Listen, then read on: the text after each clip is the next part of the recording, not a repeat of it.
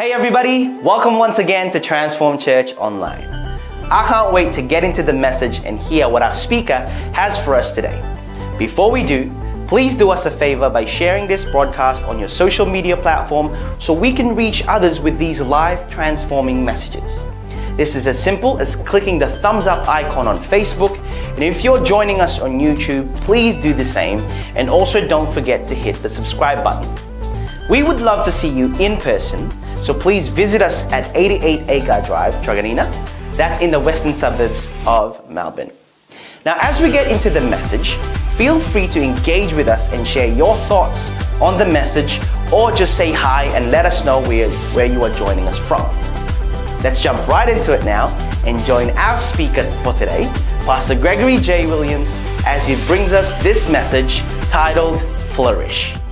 This is our theme for the year, and it's called Flourish. That's my prayer for you. That's my prayer for every single one of us, is to flourish in the presence of God, to flourish among community, to flourish between our fellow Christ followers. Because every single one of us desire to grow and mature and come to a place that we can really be a benefit, not just to ourselves, but to those around us as well.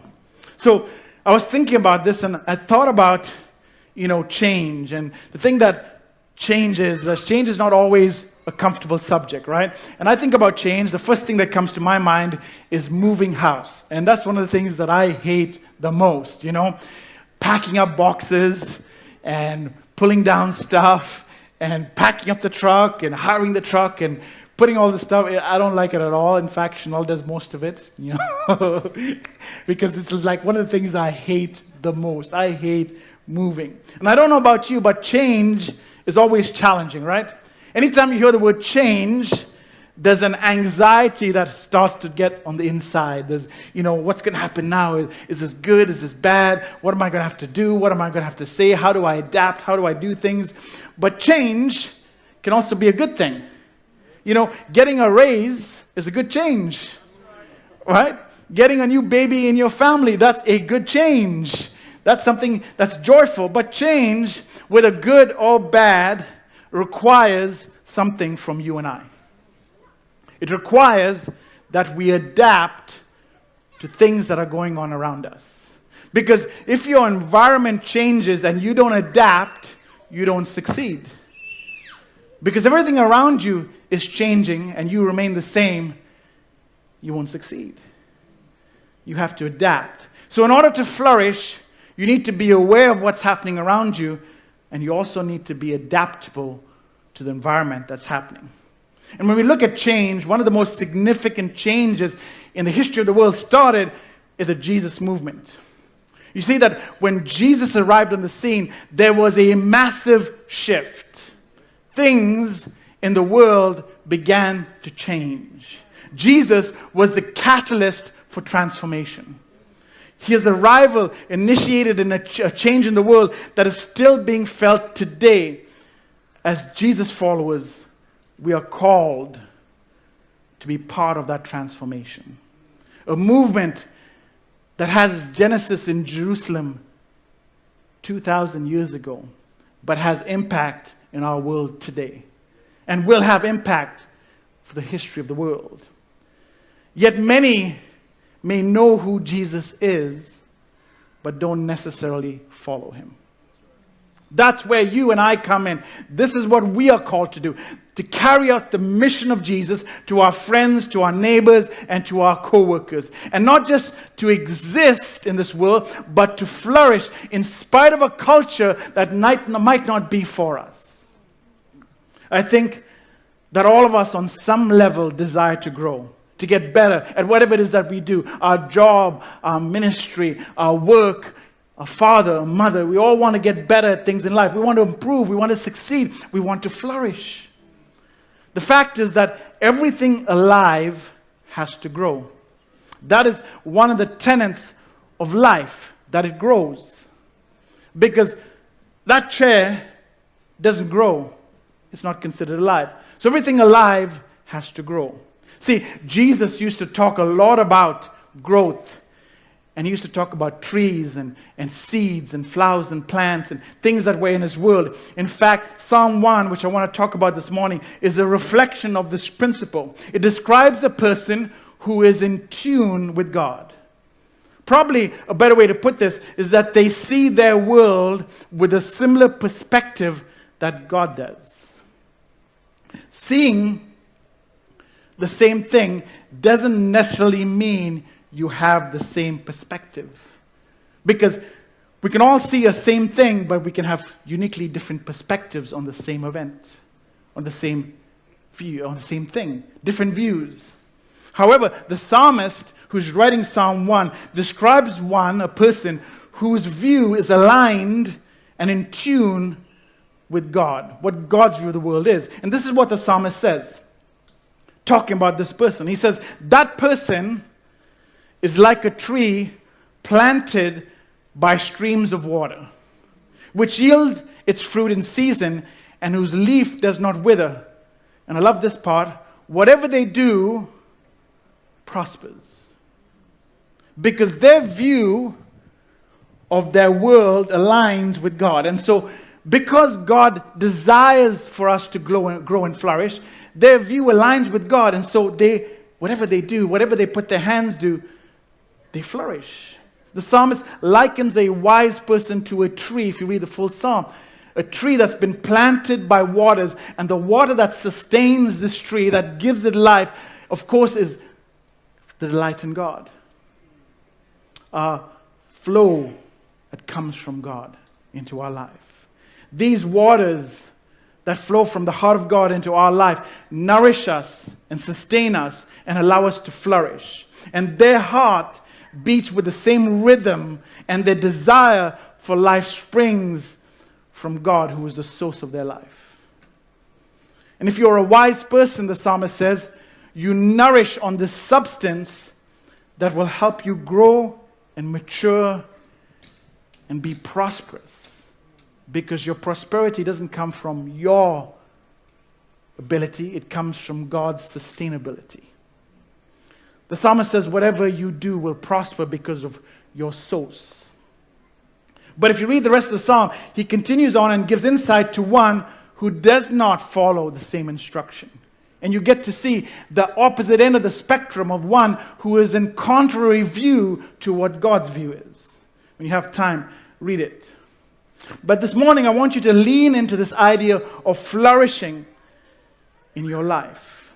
I want us to understand our place, our position, and our ability in God's world. If we want to prosper, and I'm sure all of you want to do, in our relationship, in our marriages, at your work, in education, in health, in finances, and especially with our walk with God, we need to be able to flourish in the right environment. Because the right environment helps us grow. A good environment is conducive to flourishing. Because as everyone knows, if you plant a seed in the wrong soil, it won't germinate, it won't grow. Again, Jesus talked about this in a parable. Some of you might have read it. He talks about a sower going out to sow seed. And the seed is scattered into different soils, but it's the soil that's good ground that actually begins to flourish and produces a great harvest. It's not the soil that falls on hard ground or thorny grounds, but it's the soil that falls on good grounds. You see, you and I need an environment that stimulates growth. Because our success produces another generation of success. Because you see, the principle is that one seed does not produce one more seed. One seed produces many other seeds. So your success in God enables a future generation to be successful. As you walk, as the psalmist said, as a tree planted by the rivers of water. One seed does not produce one more, it produces a multiple harvest. See, the growth of the church, therefore, hinges on our individual growth. Then that produces multiple growth. The church cannot grow if you don't grow. Because we are the church. This church, Transformed Church, is a direct reflection of all of us. This church is viewed to the outside world is not dependent upon me, it's dependent upon all of us together. It's our attitude that will become the church's attitude. It's our view that will become the church's view. It's our success that depends upon the church's success. So when we choose to engage with the way of Jesus, the words of Jesus, and the works of Jesus, we bring the reality of Jesus' vision into our life and into the church. When we take on his mission, we become the church.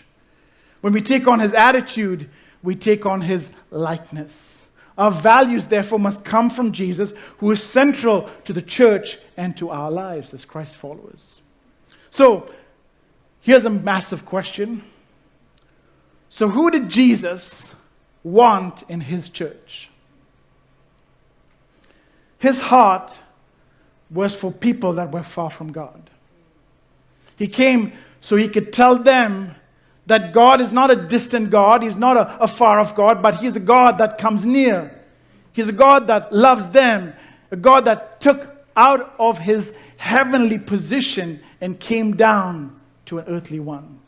So we, as Christ followers, must reflect the same attitudes in our dealings with one another and with our dealings in the world. Because as people of God, we also have to seek out and help nourish those who are far from God. Jesus spent most of his time, with people that other people didn't want to spend time with. He went to places where the religious leaders of the day would not sit. He sat down with dinner with those who were despised and far from God. See, Jesus didn't call people to go to church. He called people to be the church. And that's a massive difference. In fact, Jesus' teaching was so radical at the time that people were so encapsulated by it, they were so enthralled by it, they couldn't help but gravitate to Jesus because his teaching was so radically different from everyone around us. Those religious leaders of the day, they weren't talking about what Jesus talked about. He had such deep insight. See, it was not the normal religious teaching because Jesus taught for transformation.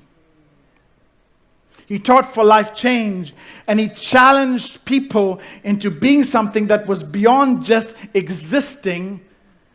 He challenged them to become followers.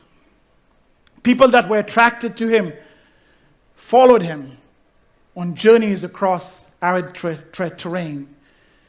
They followed him because they were tired of the same old religious thing. Religion kept them oppressed. Religion had them in the same state that they were before. Religion had not set them free. So when Jesus came, he came to change everything. How we see God was about to change. How we relate to him was about to have a massive shift. How we follow God was going to be transformed. And fundamentally, how we react and have relationship with God from Jesus was going to be changed forever. See, we are no longer the outsiders looking in. We're not part of the crowd anymore. We, as observers on the outside, we become part of the team. We become part of what Jesus is doing. Now we're on the team. We're not on the outside. And I want you to see this perspective through the eyes of one who was on the outside. His name was Matthew. Listen to how Matthew talks about Jesus. Matthew, if you didn't know, was a tax collector. He was on the outside. He was despised by his own people, hated for what he did for a living, but he had an encounter with Jesus that changed everything.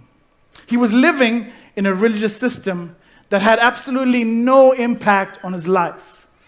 His story had not changed. There was no transformation. In fact, Matthew, if you know anything about Matthew, he was a Levi. And a Levi was supposed to be a priest. Priest serving in the temple. He was part of the priesthood. That's what he was supposed to do. That's where his family did. That's where his family served. He had come from a family that served in the temple. You could say he was a lapsed priest. It seems he would rather go to the complete opposite end of the spectrum and go out away from his family and do something that was despised because his faith in the religious system of the day had decayed. If you put it in a modern context, he didn't want to be a pastor of a church. He would rather be a tax collector. And we all know how we love the tax man, right? So he aligned himself with the conquerors of his people that have been oppressing his own people. But one encounter with Jesus changed the trajectory of his life. Listen to how he describes Jesus' teaching. And this is Matthew's own account of his experience with Jesus. This is what he says. When Jesus had finished saying these things, the crowds were amazed at his teaching because he taught as one who had authority and not as their teachers of the law. If you read Matthew's account of Jesus, he says over and over and over again, large crowds followed Jesus. Matthew is trying to point out that, yes, this is true. He had great crowds that followed him, but Matthew is also trying to communicate to us that he was part of the crowd. He was the outsider. He was just the observer. He was just watching what happened. But then, after the encounter, he became a follower. And a more apt description for Matthew would be a transformed follower. Now let me ask you a question. Are you just content to sit in the crowd and listen to what Jesus said? Are you content to just sit there and observe his words and look at what he did and see how he does things and be content to be on the outside? Or do you desire for something more, a place where you can truly flourish? Do you want to be like Matthew and have an encounter that can transform your life and your outlook and your worldview? Matthew went from collecting money to collecting people. It's one of Jesus' promises. See, our lives are filled with just busy life things. We collect stuff in our life, in our homes, in our houses, online. And we just accumulate it. But there's no transformation. But when we are presented with an opportunity to make a change, when we are provided with a chance to accept the invitation of Jesus, we have to accept and carry the mission of Jesus forward, because that's what brings transformation, not just in our life, but in the surrounding community and our family as well. How we deal with people, how we love people, how we talk to people. See, we are transformed. We don't want to be just another church. We want to be the church that Jesus envisioned. A church that Jesus is the center of. Because see, Jesus did not give his life to the church for us to be religious people. He birthed the church for us to be transformed people. And so we who call ourselves Christ followers have to carry on the tradition, the mission, the values, the ways, and the works of Jesus. We carry in us, when we come to God, the radical mission that he started that many years ago. It's in our DNA as Christ followers. Like Matthew, when he followed Jesus, his life was transformed to transform others. So you and I, we have to be transformed to help transform other lives. Matthew went on to write his own story in his own gospel. And his story was the story of Jesus ultimately, because Jesus is in the middle of every one of our stories. Our story would not be worthwhile if Jesus was not in the middle of it. Your life speaks to Jesus' story. And so Matthew, he begins to document his experience, that one moment, that one encounter that he had with this man that transformed his life, that allowed him to go ahead and transform other lives. He writes about himself in the third person, and this is what he says. As Jesus went from there, he saw a man named Matthew. Mind you, he's talking about himself. Sitting at the tax collector's booth. Follow me, he told him. And Matthew got up, and repeat with me, followed him. Say it with me, followed him. Follow me was Jesus' instruction. And I ask you to lean in. Jesus didn't say, believe in me. Jesus didn't say, accept me. Jesus didn't say, give me your life. He said, follow me. And that, in fact, if you read it in your Bible, if you read it in your scripture, it's actually in quotations. Because Matthew wants us to know that this is not a paraphrase. This is not a synopsis of what Jesus told him. These are the exact words that came from Jesus. They are, follow me. It's what Matthew wants us to see.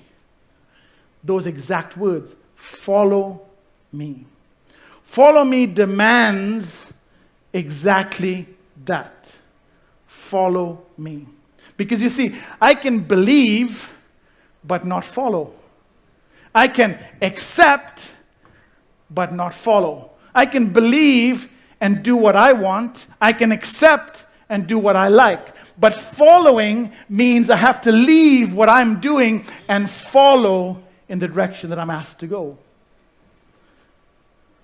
So Matthew wants us to understand what it means. I'll leave what I'm doing and followed. In fact, he said he left his booth and he followed Jesus. Which means I go even if I don't like where Jesus goes. You see, a lot of times the disciples didn't like where Jesus went. They didn't like going into areas that the Jewish people despised, like Samaria, because they hated the Samaritans. But Jesus went through Samaria, and because they were followers of Jesus, they had to follow. So follow even when I don't want to go where Jesus goes. Follow means I must go, because that's where Jesus goes. Matthew wants us to notice the importance of these two words, follow me. You see, as Matthew sat at his tax collector booth, there was hundreds of people that walked by him every day. They all looked at him with despising eyes. They all hated him. That's what he's writing. Even today, you hate the tax person, right? But Matthew, well, he was a homegrown boy that had sold out to a foreign occupation. And that was not good, because his own people hated him even more. They despised him. No one stopped to have great conversation with Matthew. They would skirt him. They would go as far as they could from Matthew. No one stopped at Matthew's booth unless they were required to pay the taxes. And they hated that, and they hated him. But here comes Jesus.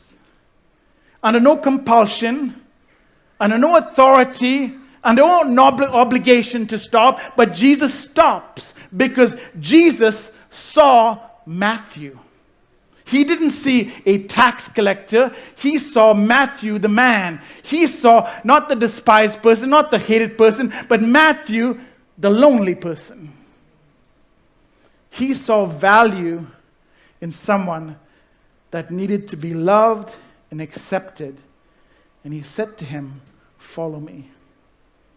That was so compelling to Matthew because no one else had stopped to talk to him. But here comes this man that saw him, saw the person. And Matthew followed because he was valued and he was seen. See, sometimes we have people in our world that we encounter with all the time that we don't see. The cashier at Kohl's, when you're on the phone, you don't see them. The person that you walk down the shopping center that's standing outside, you pass them by, you don't see them. That neighbor that you walk by all the time, you don't see them. You live by them, but you don't see them. They're just someone out there. But Jesus stopped and paid Matthew full attention. Matthew felt so valued by Jesus, he got all his tax collector friends, because that's all the kind of friends he had. No one else would be his friend. And he had a party, and he invited them, and he invited Jesus to come to this party because he wanted them to experience the same sense of value that he got from Jesus. And so he invited the people that were his friends, his closest people in his world. He invited them to come to meet the one who had transformed his life, so they can have transformed lives as well. They went to meet Jesus because Matthew, I remind you, was transformed to help others transform. That's what Jesus does even today. Jesus went out of his way to spend time with these people, and many of them came and followed Jesus. But at this party, a bunch of religious people showed up. They crashed Matthew's party.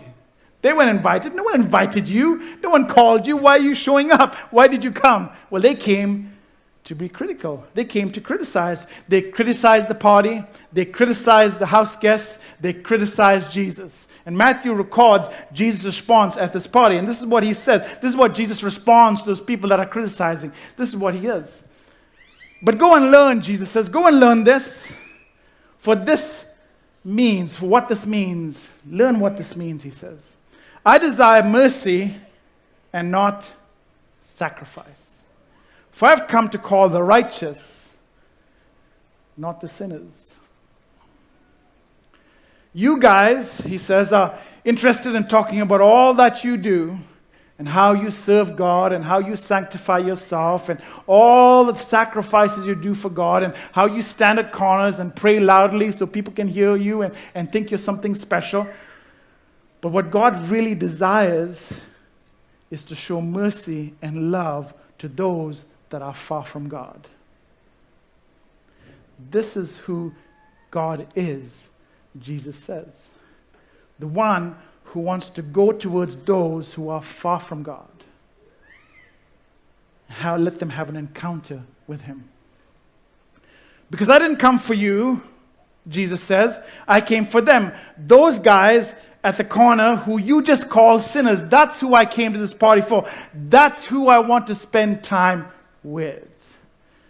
Can I update this text for you? Is that okay? At the risk of offending your Christian sensibilities, Jesus didn't come for the church folk. He came for the ones that were far from God.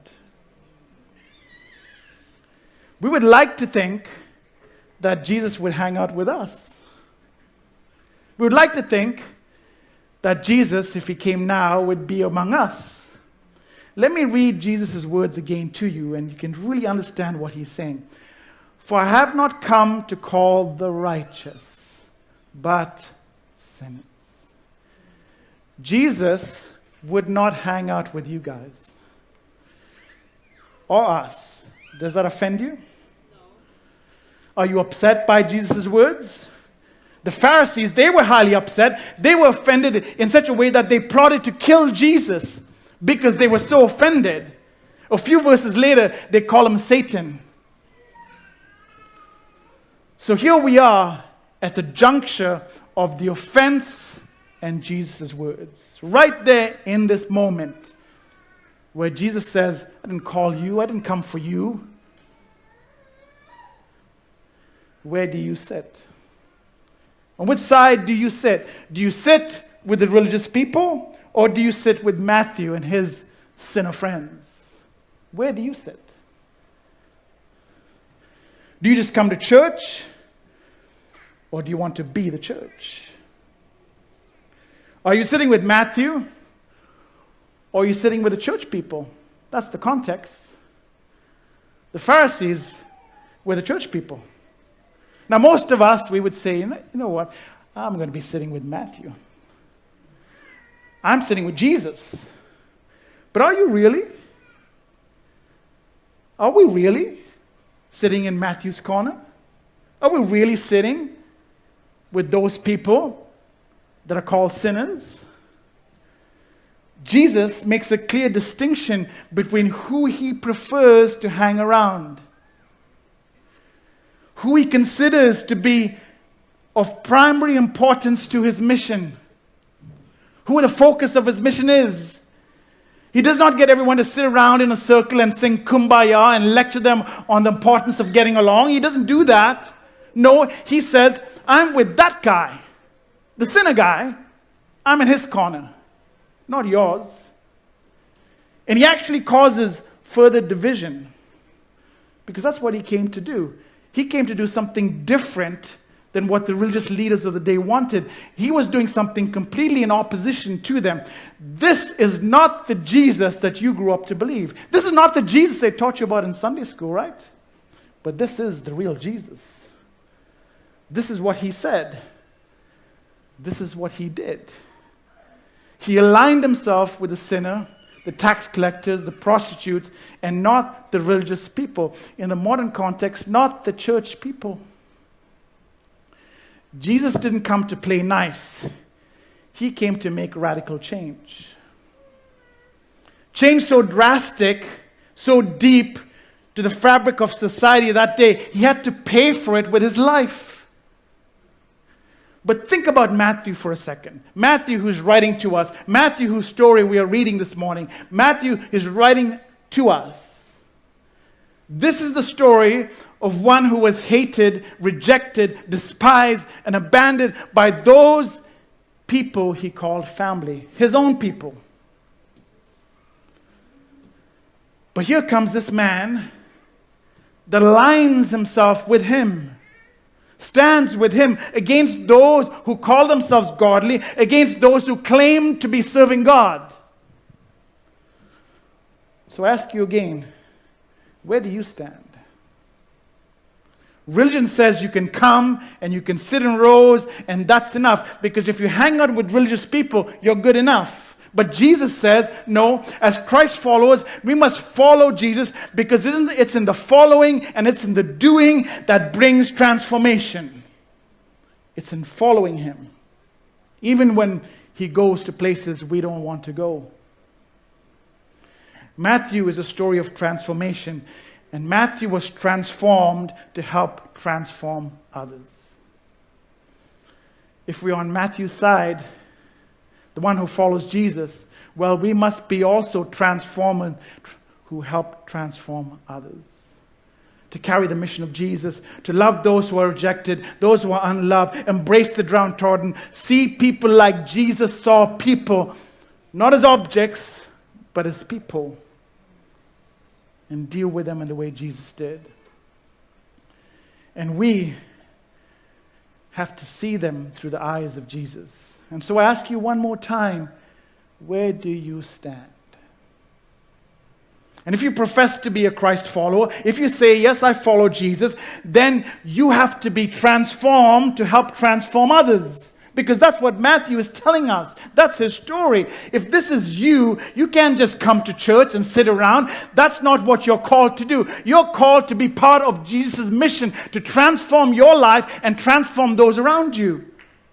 That's why Jesus came. You have to get in the transformation game. You have to make this place where we gather every week a place that God can come and people that are far from God can come and encounter his presence, because that's where Jesus sits. Where do we sit? You serve like Matthew and make it your mission to see transformation in the lives around you. You use your gifts and your talents to serve as Jesus did. You don't just come and sit in church. You become the church, because that's how you flourish. No, you follow Jesus' pattern, his way, and his words. See, each of us, we have an ability, the opportunity to love, to serve, to embrace those who are far from God. And there's a vast array of opportunities here for us every single week for us to get involved, as little or as much as you desire. But serve we must, because that's what Jesus does. Because nothing gets you closer to Jesus than doing what Jesus did. Remember, we are transformed to help transform others. So where do you start today? It's a new year. it's a new opportunity, and for some of you, it's a new church. See, Transform Church. Transform is not a place to go to. Transform Church is a place that you can be the church. We don't want to be another church down the corner. We want to be the church that Jesus talked about, that Jesus modeled, that Jesus lived. The place that wants to follow in Jesus' footsteps, because we want to love all, to direct all to Jesus, to see the unloved encounter Jesus, and most certainly to follow Jesus' example. Matthew was transformed to help transform others. That's his story. That's his experience of encountering Christ. And if you know Jesus, you are also been transformed to help transform others. You can start here. You can start today. Pick a place, pick an opportunity, talk to people, show Christ to those that are far from God. Serve people like Jesus served, and you too will have a story of transformation like Matthew's story. So I ask you one last time, where do you stand? Where do you sit? Where do you align yourself? Where can you flourish? In this season, to flourish, for your life, for my life, we're here to help you. We've created good ground. Your seed needs to be planted. It's time to get yourself connected and help someone else's life get transformed. So repeat after me. I am transformed to help others transform. That's why we follow Jesus. Because that's what Jesus came to do. So let me ask you 2 questions. Number 1, where will you get connected today? Where can you get yourself plugged in? What ministry? What area of the church? It doesn't have to be every single week. It doesn't have to be every single time. If you want to serve once every 4 months, you can do that. If you want to serve every week, you can do that as well. The opportunity is there for you. Where will you get yourself plugged in? Where will you get yourself connected today? We have some amazing leaders here at Transform, and I want you to put your hands together for them. They did an amazing job this morning. I'm so privileged and honored and appreciative of the many wonderful leaders that we have here at Transform. Transform is not led by one person. It's led by a multitude of amazing leaders. All of us get an opportunity to serve and to display Christ's love. You and I are part of Jesus' mission. It's not a select few that have to do the job. It's all of us. We, corporately, together, we are the church. And Christ gave his life for you just as much as he gave it for me. We together make up the church. So what they see outside, what the news reports about, is not just about me, it's about all of us. And what we show and what we project is what everyone sees. Not just the select few, but all of us together, because we are the church. All of us together, corporately. So what they see is what we are. And if we want to change what they see, we have to change who we are. Let's be a church that is known for radically loving people, for serving our community, for serving one another, for loving one another, and taking on the mission of Jesus. Number 2, how do you make time in your world to help transform a life? Maybe it's just sitting down with someone, catching up with someone, having coffee with someone, talking to someone. But if you don't make time in your world, then the transformation that's occurred in your life will not multiply because it's not been planted to flourish. Because one life of transformation produces many more lives of transformation. So how do you make time in your schedule, in your day, in your week, in your time to help transform a life?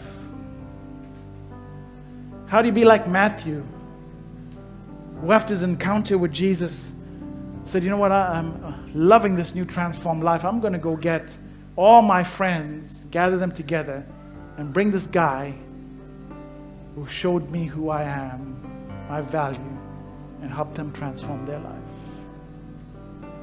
How do we gather people and get them to know who Jesus is? Not beat them over the head, not talk down to them, not demean them, but to love them to Jesus. Because that's what Jesus did. He went out of his way to sit, talk, and have meals with those that the religious people despised. And we would like to think sometimes that Jesus would come and sit among us, but I challenge that perception. I don't think Jesus would sit among us. I think he would sit with those that are far from God, that don't know who he is, and gather them together like he did. And sometimes we don't get the opportunity maybe to go down to the city or do whatever, but when we come to church on a Sunday, there's people that come in, we can show that love. You can do it now in a couple of hours every week. You can come and you can display. And when you see someone new, go talk to them. Don't just sit with the person that you talk to every single day on the phone and in person. Go talk to someone that you don't know. Show Christ's love. Spend time with those that are standing by themselves. And sometimes I go down and I see people standing by themselves all the time, and other people are walking right by them, and no one stops. No one stopped for Matthew, but Jesus did. We need to stop and see people like the way Jesus saw people. We need to love people like the way Jesus loved people. We need to align ourselves with who Jesus aligns ourselves with. Not what everyone else thinks, but what Jesus says, because that's who we follow. We follow Jesus. That's who he is. So I'll leave you with this question. Where do you sit? Who do you sit with? Who do you align yourself with?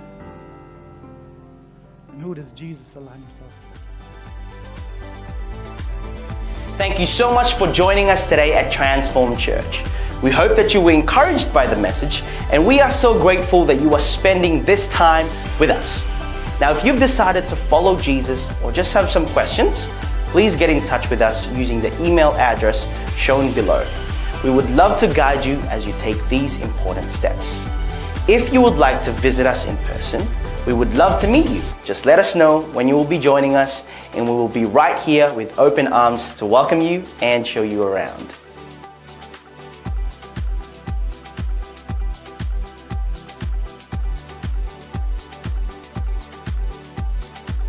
If you would like to support Transform Church, please type the link shown below into your web browser, and it will provide you with all of your giving options. It's been awesome having you with us, and we hope to see you all again very soon. Don't forget to apply what you have learned today and come back and let us know how this has helped you. Bye for now, and we hope that you have an amazing week. See you all next time.